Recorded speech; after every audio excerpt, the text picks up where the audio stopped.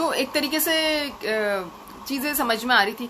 तो ये सारी चीज़ें हम लोगों ने देखी। हमने ये भी देखा कि किस तरीके से एक पूरी मुहिम और एक लहर जो है हमारे छात्रों के बीच में दौड़ पड़ी है, और हमारे छात्र जो है वो चाहते हैं कि उनके बारे में कोई सोचे, उनके बारे में कोई बात करे, उन्हें कोई रोजगार प्रदान करे, लेकिन उनको नहीं मिल पा रहे हैं। वो परेशान है, लाचार है, मजबूर है, लेकिन हमारी सरकार टस से मस होने का नाम तक नहीं ले रही है। तो ये एक चीज़ बहुत बुरी है जो देखने में आ रही है। और मैं आपको बता दूं कि जिस तरह से हमारे हेलो, आज पता नहीं बार बार जो है कनेक्शन तो अपनी जगह पर सही है, लेकिन ये लोग बार बार जो है वीडियो को पता नहीं क्यों कट कर देते हैं। I don't understand this.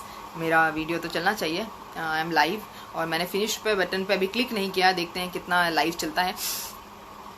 तो प्रधान सेवक जो है वो प्रधान है, और ठीक है, अच्छी बात है, लेकिन देश की जनता की, देश के एक दिहाड़ी मजदूर की, देश के युवाओं की जो इतना पढ़ लिख के जो है अपना डेडिकेशन के साथ में आगे बढ़े हैं, उनके बारे में सोचना हमारा काम है, और हमें मेरे ख्याल से उनके बारे में सोचना चाहिए।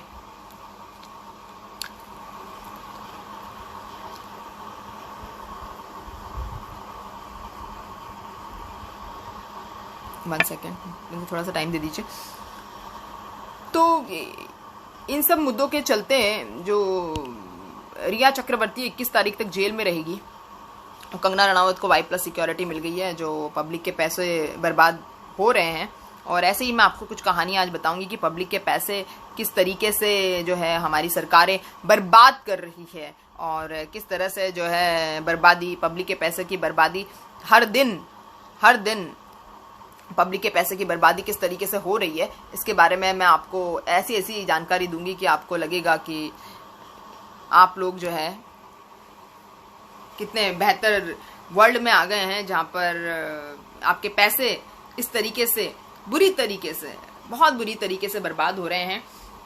लेकिन सबसे पहले मैं आपको चाइना के बारे में बताना चाहूँगी कि चाइना ने किस तरीके से हमारे देश को डरा के धमका के रखा हुआ है, और LAC पे विस्तारवादी नीतियों के चलते चाइना पीछे हटने को तैयार नहीं है। चाइना विस्तारवाद चाहता है, और प्रधानमंत्री के अकॉर्डिंग और रक्षा मंत्री के अकॉर्डिंग विस्तारवाद का जमाना नहीं है, लेकिन चाइना कहता है कि विस्तारवाद का जमाना है। चाइना विस्तारवाद समझता है, चाइना को विस्तारवाद करना पसंद है।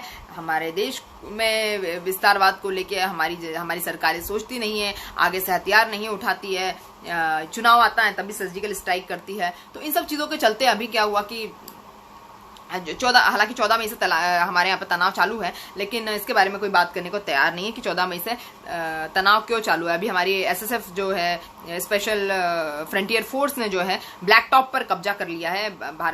जो एक हील है, जो पहाड़ी, उस पर हमने कब्जा कर लिया है, जो चीन के मालदो इलाके में पड़ती है, उस पर हमने कब्जा कर लिया है। और जो पीपल्स लिबरेशन आर्मी है जो चाइना की, उसने हमारे कुछ 2-3 ब्लॉक्स में आके उसने ट्रेस पासिंग की थी, जिसको हमारे सैनिकों ने रोकने की कोशिश की थी, लेकिन वो रुके नहीं, और उन्होंने बजाय जवाब में उल्टा फायरिंग करना शुरू कर दी। जब उन्होंने उल्टा फायरिंग जवाब में करना शुरू कर दी, तो जो है वहां पर सैनिकों ने काफी संयम से काम लिया, परिपक्वता से काम लिया, लेकिन वहां के विदेश मंत्री और वहां की सेना के प्रवक्ता कह रहे हैं कि भारत ने उल्टा हमारे यहाँ पर ट्रेस पासिंग की है। LAC के हमारे साइड में आके भारतीय सेना ने ट्रेस पासिंग की है, और तो और भारतीय सेना जो है जवाब में फायरिंग कर रही है। इस तरह से झूठा जो एजेंडा पूरा चीन रच रहा है। और रक्षा मंत्री ने हालांकि उनको समझाया SCO मीटिंग में कि हम लोग परमाणु शक्ति में भी सक्षम है, हम लोग लड़ाई करने के लिए भी सक्षम है, हम लोग हर तरीके से सक्षम है।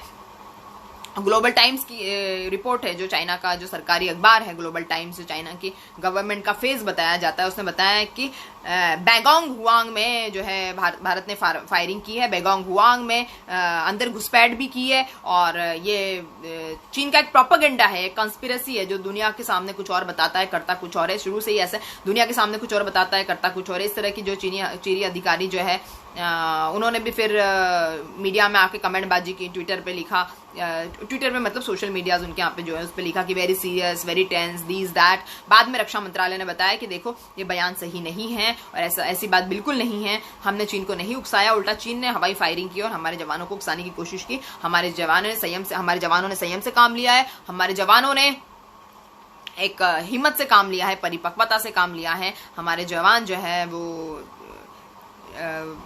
बहुत ही संजीदा है और इस पे हमें नाज है। आप जानते हैं कि भारतीय सेना के शौर्य पर हर किसी को नाज है, क्योंकि भारतीय सेना में जो शौर्य है, जो हिम्मत है, जो ताकत है, जो जज्बा है, वो बहुत कम देखने को मिलता है। और आप देखेंगे कि भारतीय सेना जो है वो हमेशा से ही कामयाब रही है। और ये स्पेशल फ्रंटियर फोर्स जो है वो कारगिल में भी थी। स्पेशल फ्रंटियर फोर्स जो हमने तिब्बत के नौजवानों को मिला के उनको एक रॉ और CIA जो अमेरिका और भारत की खुफिया एजेंसीज है उसके थ्रू हमने ट्रेनिंग दिलवाई है स्पेशल फ्रंटियर फोर्सेस को। और स्पेशल फ्रंटियर फोर्सेस जो है वो काफ़ी उम्दा टीम बताई जाती है हमारी आर्मी की।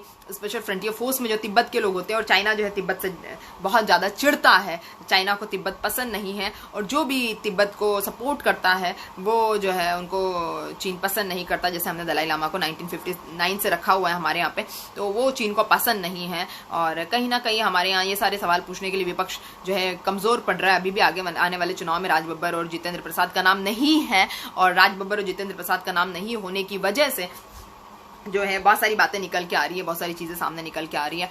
और चाहते हैं सभी लोग कि राज बब्बर रहे और जितेंद्र प्रसाद रहे, मगर उनका कहीं ना कहीं नाम नहीं है। इस तरह से विशेषज्ञ बता रहे हैं, ऐसा मैं नहीं कह रही हूँ, कि कहीं ना कहीं कांग्रेस पार्टी जो सुसाइडल पाथ पे निकल चुकी है। संजय राउत ने भी बताया कि अगर लोग कांग्रेस में राहुल गांधी को पसंद करते हैं, उनका नेतृत्व चाहते तो उनको बढ़ चढ़ के आगे आना चाहिए। उन्होंने ये भी बताया कि कांग्रेस सॉफ्ट हिंदुत्व का रास्ता अपना रही है, कांग्रेस को थोड़ा सा हार्श होने की जरूरत है। उन्होंने बताया कि कांग्रेस पार्टी में स्ट्रैटेजी नाम की चीज नहीं है, और लोकतंत्र तभी बचेगा जब विपक्ष बचेगा, और विपक्ष को इसलिए मजबूत होकर सामने आने की जरूरत है, क्योंकि लोकतंत्र जो है विपक्ष पे डिपेंड करता है। विपक्ष का मजबूत होना बहुत जरूरी है। बहुत सारे विशेषज्ञों का मानना है कि कांग्रेस पार्टी की जो हालत है वो बहादुर शाह जफर जैसी हो गई है, क्योंकि बहादुर शाह जफर ने भी जो है इस तरह की बातें की थी। और जब आखिरी समय चल रहा था, जब पता है कि डायनेस्टी खत्म होने वाली है, उसमें भी वो कांग्रेस पार्टी जो है चढ़ के हिस्सा नहीं ले रही है और इंप्रूवमेंट नहीं कर रही है। संजय राउत ने बताया कि कांग्रेस पार्टी को अपने अंदर जो है थोड़े से सुधार करने चाहिए, अपने मनमुटाव आपस में मिला लेना चाहिए, और अपने आप को फिर से खड़ा करना चाहिए, जो देश के हित के लिए बहुत आवश्यक है। इस तरह की बातें निकल के सामने आ रही थी जो मैंने आपको बताया। और हमारे यहाँ पे पशुओं के भी आधार कार्ड बनेंगे, पशुओं का ईयर टैग लेके उनका आधार कार्ड बनाया जाएगा। ये भी बात जो है न्यूज़पेपर्स की काफ़ी खासा जो है छाया हुआ सब्जेक्ट था। मैंने सोचा आपको बता दूं, रेलवे के जो IRCTC के शेयर गवर्नमेंट बेचने वाली हो, शायद आज तो पेमेंट भी हो गया होगा। तो गवर्नमेंट जो इस तरह से IRCTC जो रेलवे का एक डिपार्टमेंट है उसके शेयर बेच के जो है सरकार पैसे इकट्ठा करने में लगी हुई। सरकार के पास पैसे नहीं, मैंने आपको एक वीडियो इस पर भी बताया कि सरकार के पास पैसे आखिर खत्म हुए कहाँ, आखिर पैसे गए कहाँ, इस पर भी मैंने आपको वीडियो बताया। आप वीडियो देख सकते हैं कि इस तरह से आखिर पैसे कहाँ गए और कहाँ चले गए आखिर सारे के सारे पैसे। इन दिनों मतलब क्या ऐसी बात है कि लगातार जो है राहुल गांधी क्रिटिसिज्म कर रहे हैं और विपक्षी दल क्रिटिसिज्म कर रहे हैं, लेकिन मोदी जी सामने बोलने को तैयार नहीं है, ना ही कोई मीडिया मोदी जी की तरफ से बोलने को तैयार है। आखिर सारे पैसे मोदी जी के कहाँ चले गए? मीडिया आजकल मोदी की तरफ से क्यों नहीं बोल रहा है? आखिर क्यों ऐसा हो रहा है? क्योंकि जो है मोदी जी के पास शायद मीडिया को देने के लिए भी पैसे खत्म हो गए होंगे, क्योंकि इतने ज़्यादा पहले ही पैसे हो गए हैं, इतना ज़्यादा पहले ही ओवरड्यूज हो गया है मीडिया का कि अब मोदी जी के पास में शायद पैसे बचे ही नहीं है। खैर कोई बात नहीं, लेकिन हम मिलते हैं कल, और अभी के लिए इतना ही, क्योंकि कनेक्शन बार बार जा रहा है, तो मेरे ख्याल से मैं ज़्यादा नहीं बोलना चाहिए मुझे, क्योंकि बार बार कनेक्शन जा रहा है। मैं तो आपको लगातार सारी जानकारियाँ दे रही हूँ। अगर आपको भी अपनी तरफ से कोई सवाल पूछने हैं या कोई जवाब आपको पूछने हैं तो आप मुझे बता सकते हैं, और मैं उसके जवाब देने के लिए तैयार रहूंगी। और मैं बता रही हूँ किस तरह संवैधानिक एजेंसी, मैं अगले वीडियो में ये बताने वाली हूँ किस तरह संवैधानिक पदों पे जो है मोदी जी के जो चाहे कितने भी क्लोज लोग हैं वो किस तरह संवैधानिक पदों पे आ जाते हैं। जैसे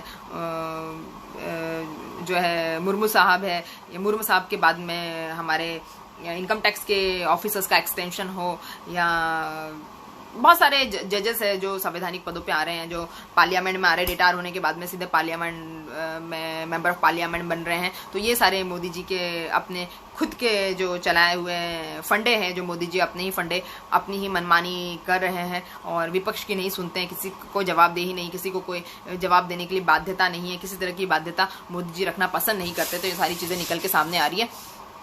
देखते हैं कि क्या आगे हो सकता है और किस तरह से सरकार जो है और बेहतर बन सकती है और किस तरह से विपक्ष और बेहतर बन सकता है। यह हम अगले चैप्टर में डिस्कस करेंगे, अगले लाइव में डिस्कस करेंगे, जो मैं आपसे प्रत्येक अल्टरनेट डे जो वापस आके मैं आपसे बातचीत करती हूँ। आप अपने सवाल पूछ सकते हैं, आपके सवाल मोर देन